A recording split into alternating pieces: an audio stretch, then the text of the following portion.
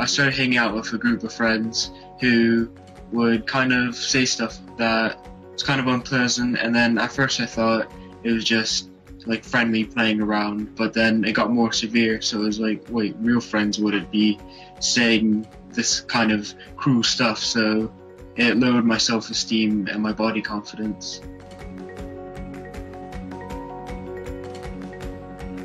There was a lot of young people who were struggling with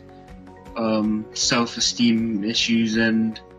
confidence, and so I wanted to help those people because I knew how it felt.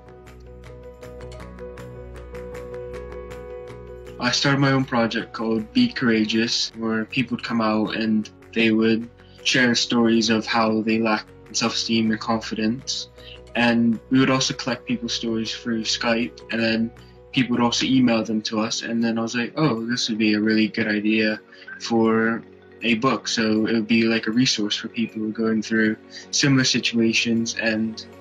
so that they could see that they're not alone. A lot of people have gave us some really good feedback on how it's helped them through their struggles, and that in some cases it's actually changed their life. And it's even helped me because I used to be really shy, but just working with the Be Courageous, it's just boosted my confidence.